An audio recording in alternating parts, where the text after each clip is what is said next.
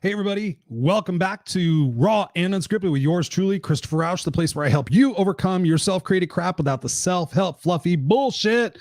Ladies and gentlemen, boys and girls of most ages, hopefully over about 15, welcome to the Raw and Unscripted show live edition. I got to tell you guys that ever since I've been doing these Facebook lives and these StreamYard things and these panel discussions, doing my podcast the normal way just doesn't seem like an option anymore. I love the fact that you show up and you free fall into a topic that you know and love, and you just deliver it live, and you engage with people, and you have questions, and you have interaction, and it's just the spontaneity and the liveliness of it that I really dig. So I want to thank you guys for being here tonight. Obviously some people are going to be listening to this on the replay. Right now we are live, and I'm just waiting for some people to show up a little bit before I get started, because tonight's discussion is very timely. I will say this as a preemptive little statement. I've had the opportunity to speak with quite a few people over the last couple of weeks, actually a couple of months, to be honest. And I'm finding a couple of different patterns in the things that I'm hearing from people. I'm hearing a lot of desperation. I'm hearing a lot of hurt. I'm hearing a lot of frustration, anger, resentment, basically all the emotions that you could possibly have. I'm hearing these coming from people, but I'm hearing them at a level that concerns me. Obviously, we know that we're going through, at the time of this taping, that we're going through the pandemic. We're going through COVID-19. As of the taping today, it is May 26th. And I believe the lockdown started here in California, where I live, somewhere around March 20th. And at that time, I'm like, okay, maybe it's going to go through the end of April. Then it's going to go through the end of May. Now we don't know what's going on. Things are starting to open up a little bit, but you can imagine the frustrations and the uncertainties of the feelings that people are having are starting to mount. They're starting to quadruple, quite frankly. And so I've been blessed over the last couple of weeks, and actually a couple of months, to be honest, to get a chance to talk to you guys one-on-one, either through these panels or through the free coaching calls that I've been offering, which have been phenomenal. Just really, I'm so glad that you guys are reaching out, because it is a no sales. It's no bullshit. It's just like we spend an hour talking about a certain problem that you have, so I can help you reframe that, help you get a different perspective on that, and send you on your way with just a little bit of hope, at least a little bit of strategy that can get you started in the direction of healing versus getting worse and going down the rabbit hole of what possibly can be. So I just want to thank you guys all for being here tonight.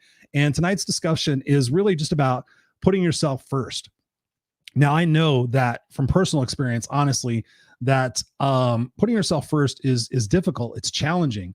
So we have to ask ourselves, why? Why is it hard for me to put myself first? Well, when you think back to the stories that we were told when we were kids, by our parents and by our teachers and by our friends and mentors and religious leaders, whatever it might be, when you think about it, when I talk to people about this, most of us were told very specifically not to be selfish. But we didn't understand what that meant. So I think as kids that we took that to mean that we have to put everybody else's needs in front of ours. And when you think about, playing with your friends, and you had your toy and you didn't want to share it with other people, and they told you were a bad person if you didn't share, you were a bad person if you didn't consider other people's feelings. You think about the conditioning process that goes into that. And this is only going to be a 30-minute show, so I can't go into all the specific details. My goal here tonight is to raise awareness, to let you guys know that you're not alone, and to give you some ammunition of what you can do in your own lives, respectively, to help offset this. It's got it in a 30-minute conversation. I cannot change the world on how you believe about yourself, but what I can do is I can ignite something in you to go pursue that. I've got a couple of book recommendations, and obviously, as the No Excuses coach, I bring to you the value of what it is that's in my mind and in my heart, so that you can, overcome this and help other people overcome this as well, because it is a very pervasive situation. People are sick and tired of being sick and tired. They're frustrated. They're down. They're putting their investment of time, energy, money, everything else into people who necessarily don't give a shit about them. They keep them around just enough. They give them enough significance, enough love, enough security, enough whatever it is, that it's mediocre, it's complacency, it's settling. And these people don't know what to do. And they're seeing other people shining. They're seeing other people flying. They're seeing other people having a great time. And there is nothing wrong with you. It's just a matter of what your belief systems have been made up to be through.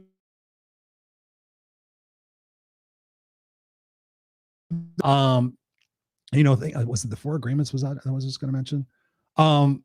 Yes, the agreements that we make, and then we substantiate those through time, through our actions, and we go look for that physical proof. Unbeknownst to us, that our emotional intelligence doesn't even start to grow until we're later on in life.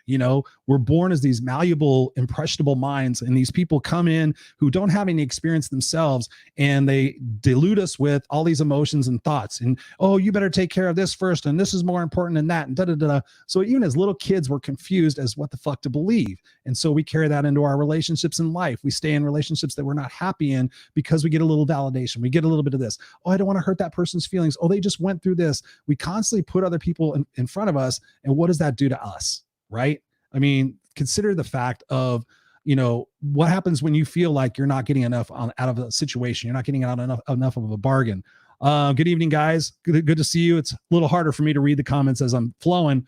But it's really super important that we identify this, because I asked people for questions, and I wasn't surprised, honestly, that nobody asked me the questions on Facebook, that I said to private message me if you had some questions. And fortunately, I did have quite a few questions. I'm going to bring 2 of them up that I think really say it for everybody, because I'm not going to sit here and read 12 questions when I have 2 that are really going to substantiate what I'm talking about. And the first question is, I've spent my entire life putting everyone before me, and I've tried to put myself first, but then everyone gets mad at me, tells me I'm selfish, and makes me feel like shit. It's question number 1. Question number 2, I'm over 40 and I'm feeling like this is it. I'm feeling like I'm settling on a life and I'm not happy with it. I've let myself go, and I know I'm not fun to be around much. So I spend my time watching TV, eating, or whatever else I could do to not think. Where do I start, Chris? And those 2 questions really summarize the other questions that came in. And quite honestly, thank you guys for those. I appreciate them, no doubt. And my goal in this time is to really help spark something in you. But again, if you haven't taken me up on one of my free coaching calls, do that. I'm serious, no obligation. I'm doing this out of the goodness of my heart, because if I can impact 20 people in this world, then that's 20 more people that might not, go to sleep tonight wondering what the fuck they're going to do tomorrow, or even think tragically in other terms of how they're going to deal with their depression and their anxiety and everything else that's going on in their life. You have to start really looking at the stories you're telling yourself, right? What words are you using in your day-to-day language? Oh, I'll never be enough. Oh, I'm not good at that. My dad told me I wasn't going to be good at that. Oh, see, there I go again, fucking up, da, da, da, da. Whatever stories you're telling yourself about your life is what's going to manifest, right? So if you're constantly, I asked a couple of people this question. I said, so who is the most important person in your life? My husband, my wife, my kids, my mom. Okay. So let me ask you this question. If you're operating on a scale of 0 to 100, percentage-wise, what are you operating at right now? What do you feel like you feel about yourself and about life and everything else? Most people were saying anywhere from 30 to 50%. So I would say, how do you feel? Like I'm 50%, I'm there, but I'm not there. I'm excited, but I'm not. And I'm like, so if these people are so important to you and you're only giving them half of what you're capable of giving, then how much do you really love them? And nobody can answer that question. So then I came back with a left hook, and I said, why are you people keep punishing yourself? Why do you keep punishing yourself? If you're not even at 60%, 80%, and you say these people that you love them, where's the love for yourself? And really, where is the love for them? Because if you really, really love them, wouldn't you take better care of yourself so that you can give them 90%, 100% of who you are and what you want to be about? Don't they deserve that if those people are the ones in your life that you supposedly love the most? But it's interesting. So many people are not taking care of themselves physically, mentally, spiritually. They're drained. They're zapped. They have been robots for 20 years, and they're just coming to grips that they're so sick and tired of being so sick and tired that they'll do anything. And now they're drastic. I mean, just look at those 2 questions. And it breaks my heart, because all you have to do is really change your focus on what it is. And I'm not telling you it's going to be easy. Let me just make that pretty clear. That is not going to be easy, to take charge of your life, to stand up for yourself, because guess what's going to happen? People are going to say, what's going on with Chris? What's he doing? Why is he so special? Oh, he seems to be stingy now. It seems to be spending more time on himself. He seems to be, going out and meeting new people and friends and doing shit he likes. What's about that? Misery loves company, ladies and gentlemen. We know that. So those people are going to try to beat you down. They're going to try to keep you scarce like they are, so that they feel comfortable, so that they don't have to sit there and watch you take care of yourself and watch you be happy, because they're miserable fucks and they're using you to offset part of their misery. Just like I said, watching television or watching anything else. So maybe they're miserable in the situation and you're just enough to keep them happy so that they're not completely miserable. I don't know. there's a lot of different ways to look at the situation, and I'm very passionate about it, but I really want to impart on you that, you have to ask yourself this question. Do I deserve happiness? Do I deserve happiness? Yes or no? Yes. Okay. On a scale of 1 to 10, how much do I deserve it? Be honest. I've had people tell me 3, 4, 6. I'm like, you deserve 100% to be happy. We all do. Yet you take a survey of half the population right now, most people are miserable, and it doesn't have anything to do with COVID or anything else. It has to do with the decisions that they're making in their life. It has to do with the investment of time that they're doing. It has to do with them looking at the end of their life going, holy shit, if I keep doing this, I'm going to be fucked. Now think about that. If you keep doing what you're doing, and if you're miserable and you're putting up with other people's shit just because you don't feel like you're strong enough to get away from that, where is that going to end up? Where's that going to end up in your health? If it hasn't already manifested itself in your health as you get older, it will. That stress and everything else will complicate and compound the destruction in your mind, body, and soul. So where you're left with nothing. And then guess what? When you're down and out and you need somebody else, guess what? Those people are most likely not going to be there for you. Family, everybody. They're going to be like, oh shit, well, I guess we wore that fucker out. We're going to go get a new one. And then you're going to be sitting there. I've seen it so many times. It's devastating to think that people would actually do that for somebody who spent 20, 30 years of their life in a marriage, who have put their husbands or wives through school and done all these things and beaten themselves up, taking care of the kids. And all of a sudden, dad's got a fucking great job now and he leaves, and mom's got to take care of the kids, and he's going to go out and have fun. I mean, I've seen that repeat itself so many different times. So honestly, you have to sit there and say, do I deserve to be happy? And your absolute answer better be fucking yes. And then you say, okay, on a scale of 1 to 10, yes, 10. So then the next action is, okay, what makes me unhappy? My husband, my job, my wife, my car, my kids, my friends, society, whatever, the news. Okay, then what areas of influence do you have control over that you could start making different decisions to mitigate those things? So if you don't like the job that you're going to, then find another job.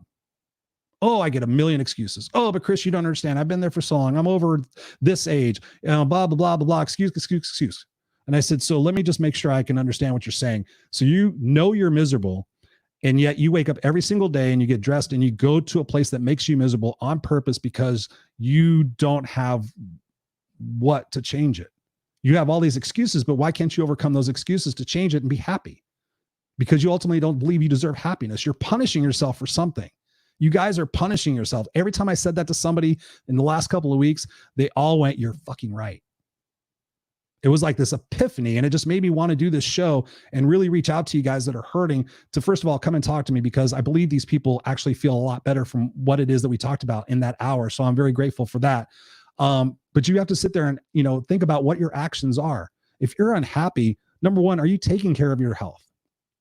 Just the simple fact of that. Are you drinking enough water every day? I know that sounds stupid, but I've talked to people who don't drink any water, and I say, do me a favor for 1 week, just drink, the supposed 8 glasses of water a day. I mean, typically you're supposed to drink half your body weight in ounces, at least for here in America. So I literally drink over a gallon of water every day. I drink at least, these are 32 ounces. I drink probably 8 of them a day. And I know when I don't drink my water, I'm cranky, I'm irritable, I'm tired, I'm fatigued.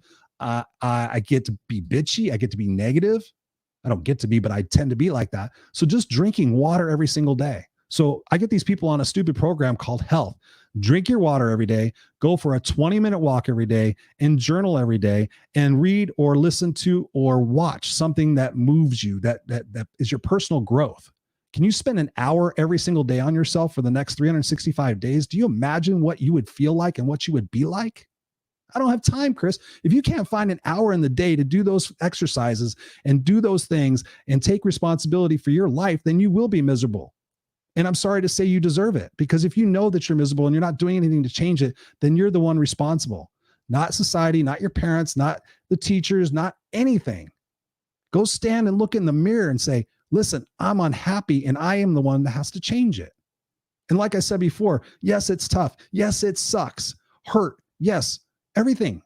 You feel like you failed something. You're not failing anything. You're moving on from something. You're moving on to the next thing. This thing is called life. It's not called existing.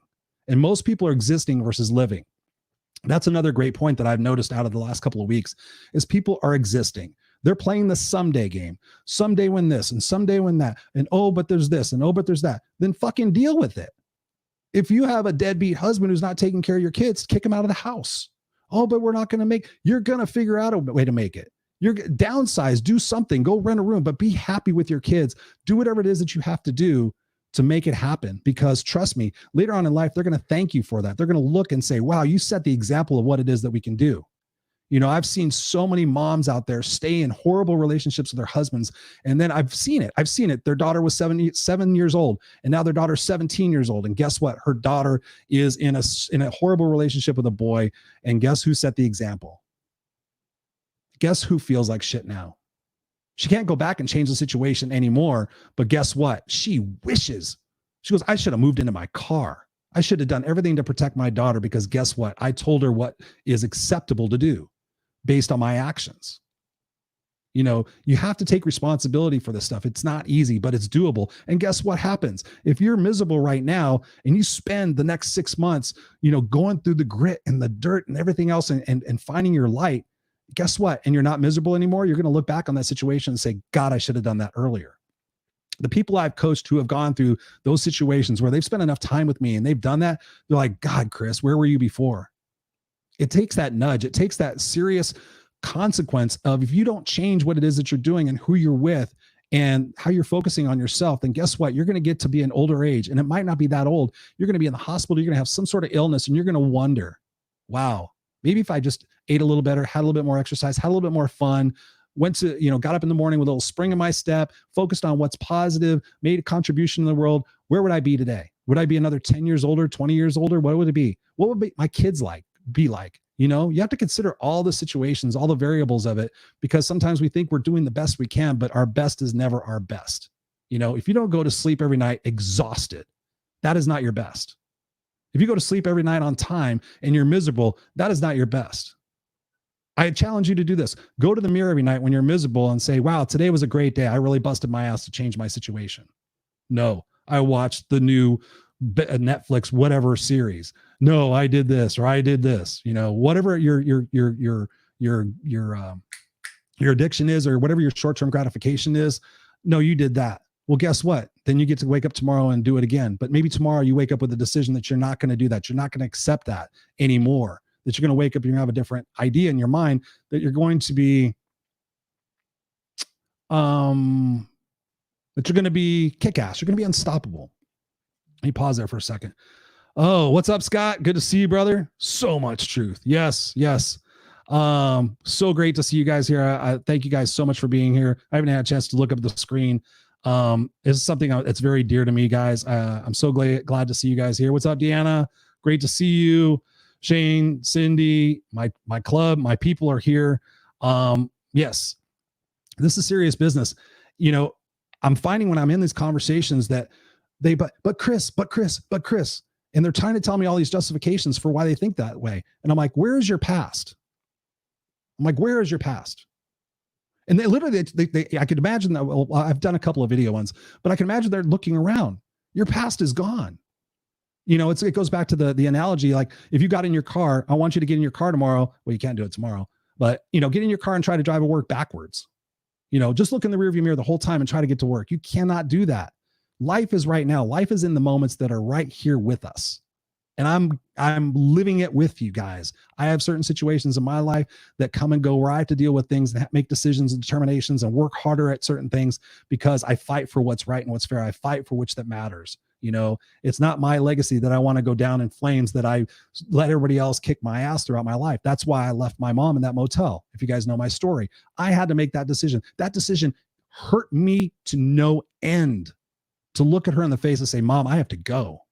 And have her tell me, you're an asshole, you're selfish, you're a dick, blah, blah, blah. What about me? What about me? What about me? What about me? What about me? I mean, the God's honest truth, I wanted to throat punch her. Because at that point in my life, I was 17 years old. I tried to commit suicide twice. I had all these different situations going on, half of which I probably don't remember, thankfully. And here she was telling me this, but I still left. And it was the greatest decision I could have made at that time, because guess what? I probably would not be in front of you guys tonight if I had not made that decision. There have been other decisions I've had to make in my life. There's other decisions I've seen people go through where it's been excruciating. You know, families torn apart, situations disrupted.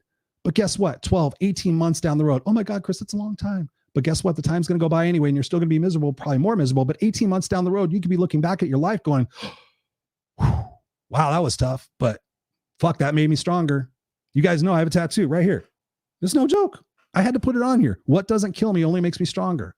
There are going to be situations in our lives where we're going to have to rise up, where we're going to have to make those tough decisions. But guess what the result is? Reward. You start feeling compassion for yourself. You start doing more things for yourself.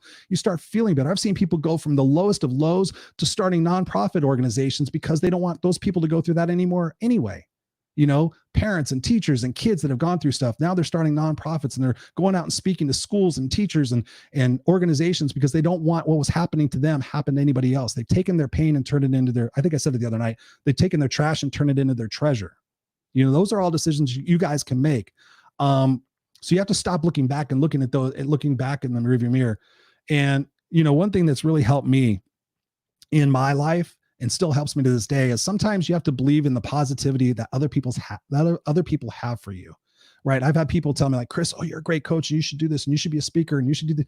And there's been times in my life where I didn't necessarily believe that, or I was afraid, like, what do I do if I fail and I trip up? Are those people going to have less respect for me? Are they not going to give me any significance anymore? Am I going to disappoint them? We go through all those range of emotions, but when you trust what other people are saying, they're seeing with you and about you, and you just free fall into that, that's amazing. And you trust your gut. Again, I've talked about it. Existing versus living. Are you existing or are you living? Are you living a passion life where you wake up every day excited? Yes, certainty is great and being in control is great, and knowing how much you're going to get paid and who's going to be home and who's going to be at work and which car you're going to drive is all great. Comfort is great. But you know what is better is getting comfortable with being uncomfortable, because the more you're uncomfortable and the more you stretch outside of that comfort zone, guess what? The more you grow. Use the analogy of the gym. We go to the gym, we beat ourselves up, we get in pain on purpose because what? We want to look better. We want to feel better. The same analogy applies in your life. If you're not going through pain, if you're not going through struggle, if you're not going through growth, then guess what? That's where mediocrity lies. And that's where you're going to end up, and you're not going to fulfill a legacy that you want to fulfill. So think with the end in mind. Where do you want to end up? You know, who's in your life right now? Who are you a role model to? Who is looking up to you right now for the answers? And what kind of example are you setting for them in the future if you're going to continue to wallow in that self-pity, in that poor me story? You guys have heard me talk about it, victim versus victor, right? Are you in the victim mindset or the victor mindset? And I don't care what you've been through. I've seen it all. I've heard it all. I've heard some horrible, horrible, horrible fucking stories that I wish I didn't hear, but I'm glad I heard because I was able to help these people. You know, it just taught you have to take those steps. You have to take that initiative. Where are we at on time? I don't want to go rambling on tonight. What do we got? Any questions? Good evening. Good evening. Good evening. Hi guys. Hi guys. Hi guys. Let's see. Trish says, oh, hey, what's up, Trish? Hey man, I'm a little here. No worries. No worries. It's all good. Cindy says, working on my addictions and those masks are slowly peeling away. Oh yeah. Let's talk about masks. You know, if you're putting on a mask to go to work and you're putting on a mask to go to your friend's house and you're putting a mask on to go home and you're putting a mask on for this, you know, we talk about the masks we're wearing for COVID, but I was doing that. I was putting on the mask to do this and that. And I thought that by doing that, I was going to make this segment of people happy and that segment of people happy and those people happy. And I figured I would figure out my happiness afterwards. But the God's honest truth is most people really don't care that much about you making them happy as much as they do seeing you happy and being around you when you're happy. That is the magnificent part of life. You know, when you grow into that and you own that, I'm able to serve so many more people now because I'm so much more happy and congruent and living my purpose-driven life, however you want to say it. Doing this, coaching, talking to people all day long. Yes, I get exhausted, but God, I go to sleep feeling immensely powerful and just so grateful. I mean, I've had some powerful conversations over the last couple of weeks. And that's what's got me excited about this, is because yes, you can do it. And the first part is just admitting that you are in a situation you're not happy with and that you want to tolerate anymore. You know, we sit there and tolerate these things because we're told to. Oh, that's good enough. Oh, don't shoot for more. Don't be greedy. I mean, I could go on and on. I have so many different thoughts in my head. This could be a 6-hour show easily. But one of the books I want to tell you guys about, it's a book I haven't mentioned, I don't think ever on this show, but it's a book called Letting Go. It's called The Pathway to Surrender. It's a pretty thick book. Because I come to you guys, I'm a student. I have read every page, and there's, because people say, how do you do it, Chris? How do you do it? I'm like, I read a lot. I listen a lot. I watch a lot. I learn a lot. It's 368 pages in here. Let's just talk about some of the chapter headings, because I really want to give you an idea of what's out there. This book is super powerful. Super powerful. I haven't heard too many people mention it either.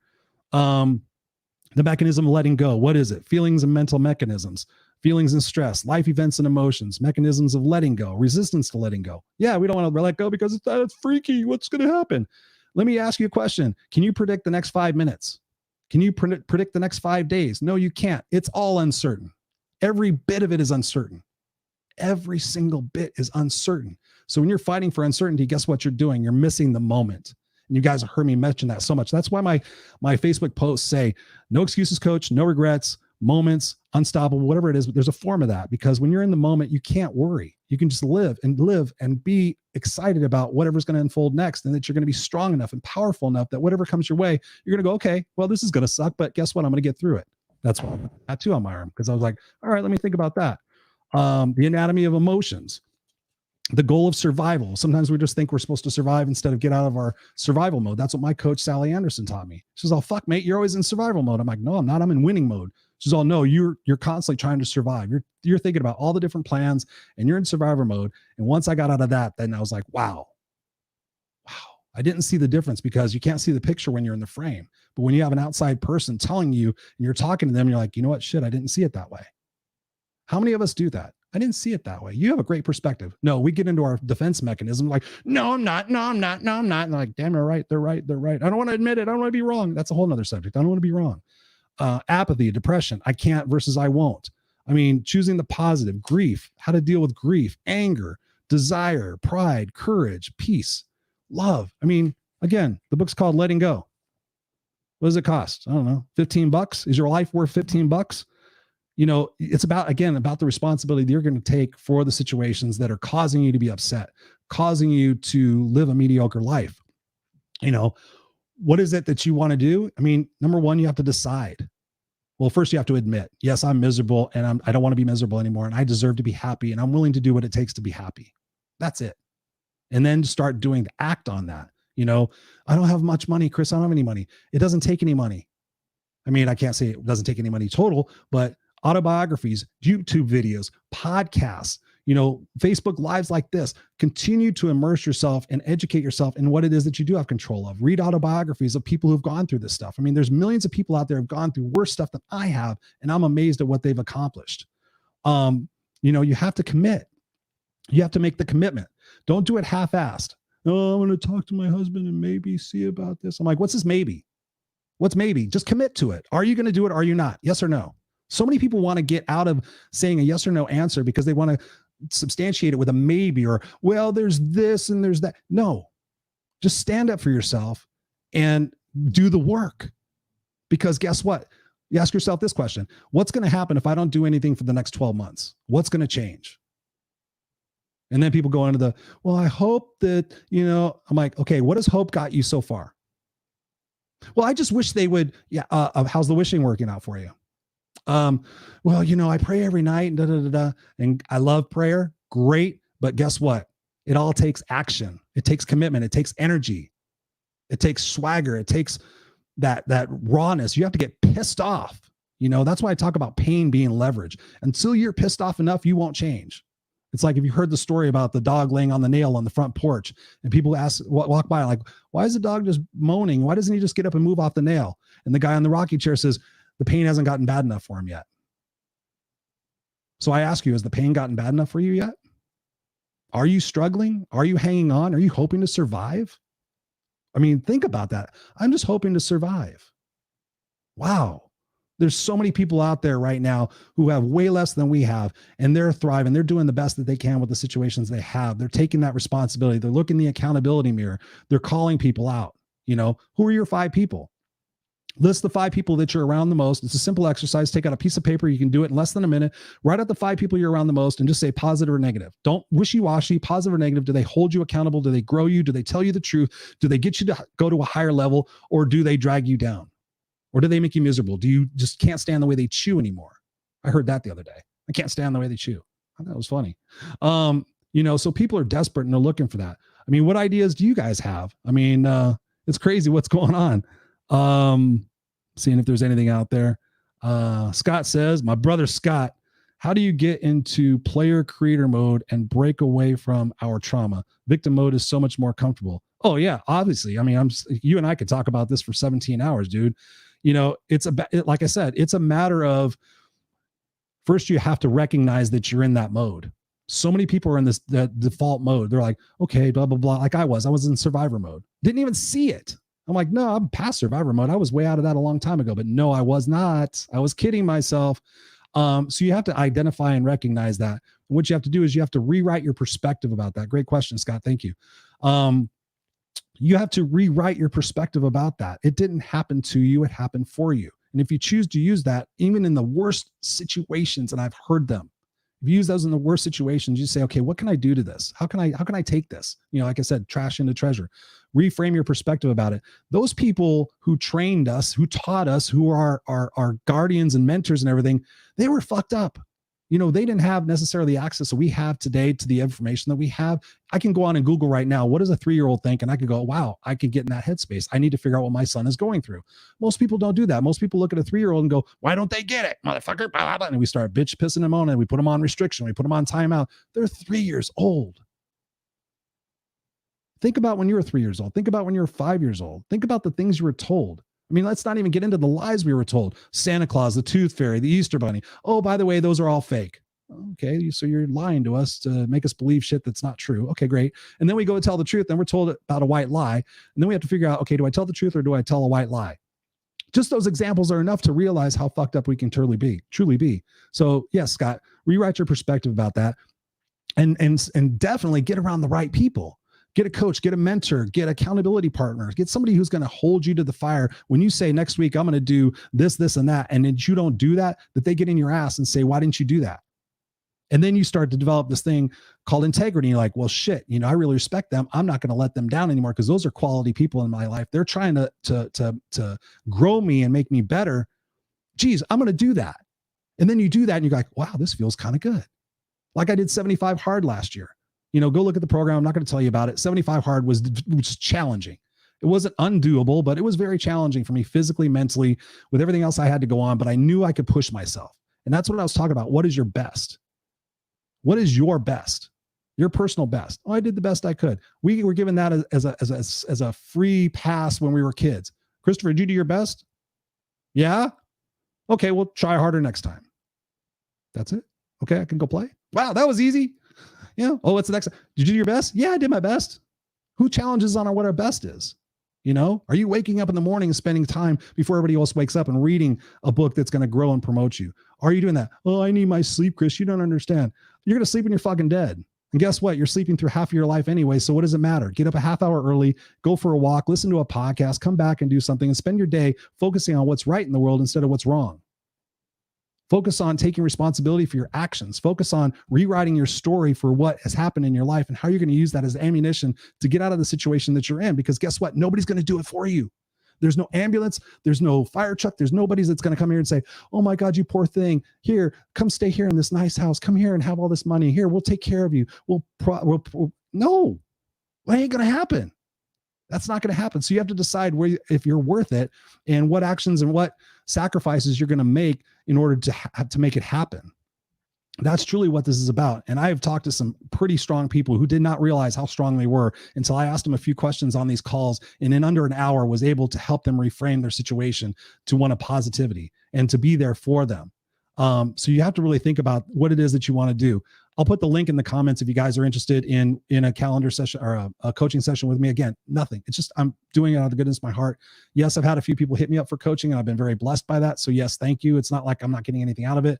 But the most important thing is the fact that I'm helping people. You know, there's been way more people who have gotten off the call and said, hey, thanks a lot, Chris. You know, going after my dreams or changing a situation at home. You have to do that. Let's see. Get your best 5. Yeah, you got to do that. Let's see. Cindy says, Christy says, what did I learn? How would I like to feel now? Create what I want. Yes, absolutely. You know, lies. You're stupid. You're stupid is a lie. Exactly. You know, I could sit here and cite so many examples of my childhood that you would be shocked that I would even be speaking in front of a camera or speaking in front of a microphone or speaking in front of audiences. I mean, I was told to shut up 7 million times a day. I was told I was told I was stupid. I was told this and that and other things. And guess what? The pivoting part of all of that was getting away from those people and getting away from the people that say, hey, Chris, go back to school. Hey, Chris, you should go to college. Hey, Chris, I'm going to give you a job. Or, hey, Chris, you have to look at things differently. Dr. Wayne Dyer says, when you change the way you look at things, the things you look at begin to change. You have to take risks. You have to risk for which that matter. I want to leave you with this tonight. I want to make sure I capture any questions. You guys are awesome here. What's Tina say? For me, forgiveness is my greatest tool in letting go, including self-forgiveness. I wrestle with Tina, forgiving Tina. Yeah, that's beautiful. Thank you so much for sharing that, Tina. That is so massive, is that we hold ourselves to responsible for something we did 20 years ago and we still feel like shit for it. You have to forgive whoever that person was at that time. Obviously it was you, but when you go back and think about what information, what tools, what training did you have in that situation? You did the best you could and you learned from that and you grew from that. So yes, forgiveness is huge. I mean, I've had so many people wrong me in my life that, and now I'm at a point where I've learned from these books where I'd be angry and resentful. And I'm like, success is the best revenge, da, da, da, da. And I had all this hate in my heart for like getting back at these people. And then I just all of a sudden something came out of me that was like, I have to forgive them. They did the best they could for their situations at hand. My mom included. I tried to understand how she could not have put me first instead of her cats and her cigarettes and everything else when we were homeless. There's so many stories to tell. But then I thought back and I'm like, her childhood was fucked up too. Her mom held her hands at 4 years old over the stove because she accidentally forgot the keys inside the house when they locked the door. So they had to break a window. My mom had to crawl through the window. This is according to her. And I believe it because my grandmother was not a nice person. And did that to a 4-year-old. And then their parents got divorced at 4.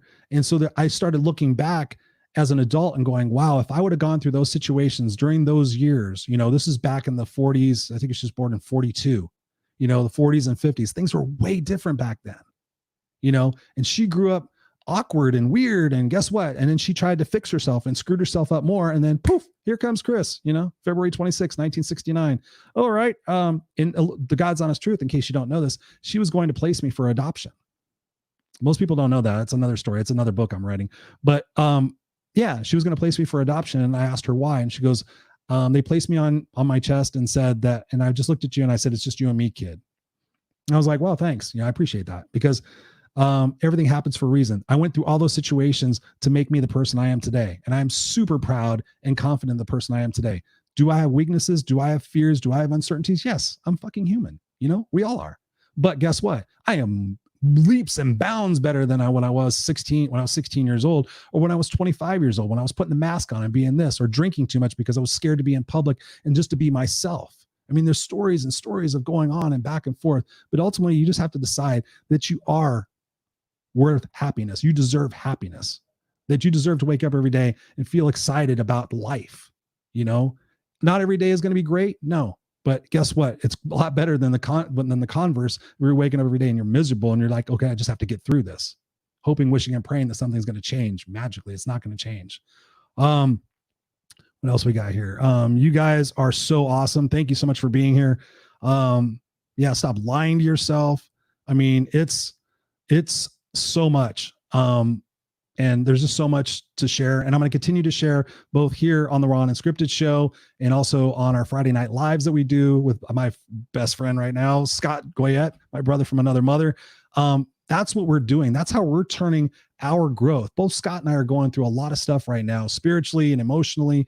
I'm 51. I think he's 25. I don't know. He's cute and he's all young looking and everything. But no, seriously, we're going through a lot of stuff. So we're able to talk to each other. Iron sharpens iron. And by doing these Facebook lives and being on other shows and interviewing and talking to people, that's how we in turn grow and share our pain and become a little bit more enlightened and elevated and secure and whatever it is that we're trying to accomplish in our journey. So we thank you guys for being here. We thank you guys for always being here. You guys are freaking amazing. And I want to end on that note. I've got so many different things that I could keep going on. But you guys are massively awesome. And yeah, keep looking for those Friday Night Lives. And if there's anything I can do, seriously, please reach out. I'll put the calendar thing in the comments in case you need to reach out. It's confidential. It's just an hour with me talking. So I just want to be that resource for you guys. And just again, oh, the other book I forgot about. I mentioned it before. Top 5 regrets of the dying. This is a massively powerful book. Massively. If you just go online and just Google this, you don't even have to buy it. Just Google. There's a hospice nurse that wrote this book. And guess what? The number one regret. She spent countless hours with all these hospice patients. These are the people that are dying right in front of her, and they're sharing their final thoughts and their final words. And their biggest regret, and I've heard this from most people that I've talked to who are older, is that they lived the life they thought they were supposed to live, not the life they wanted to live. Let me say that again. They lived the life that they thought they were supposed to live, but they did not live the life that they wanted to live. And if they had to go back and do it over again, honestly, in every sense of the word, they would go tell a lot of people to go fuck themselves. They would, I mean, there's so much hate and so much passion over the situations that they put themselves in that there's nothing they can do. And the sad part is, for a lot of them, those people are dead. So there's nobody to blame, nobody to hate, and you're just sitting there in miserable company and silence, like, okay, those were my choices, and now I have to live with those. I mean, talk about a fucked up life. So, I'll leave on this note.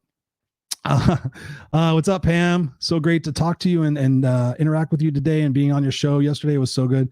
I would have wanted to read that book. I worked in long-term care in high school and college. It gives you a serious perspective in life. Yeah, it is the 5 regrets of the dying. It's massive. I have the audio. I've been reading the book. It got to a point where I had to stop it because I'm very empathic, and listening to some of these people's stories and accounts of their lives and how much they regretted the stuff they didn't do broke my heart. So I actually had to stop listening to it, but I know the crux of everything in that situation. So yeah, go immerse yourself in these things. Use that leverage, use that pain as power, and continue to evolve and grow, and just commit to yourself. It doesn't have to be overnight. Give yourself a 3-month plan just to start drinking more water and being healthier and making better decisions, and stop ignoring life around you. Just start with that. And whatever I can do to help you, I will. I love you guys. All right. Raw and Unscripted is out of here. Time to go be a family man. I love you guys. As always, stay unstoppable. I love you guys. Seriously.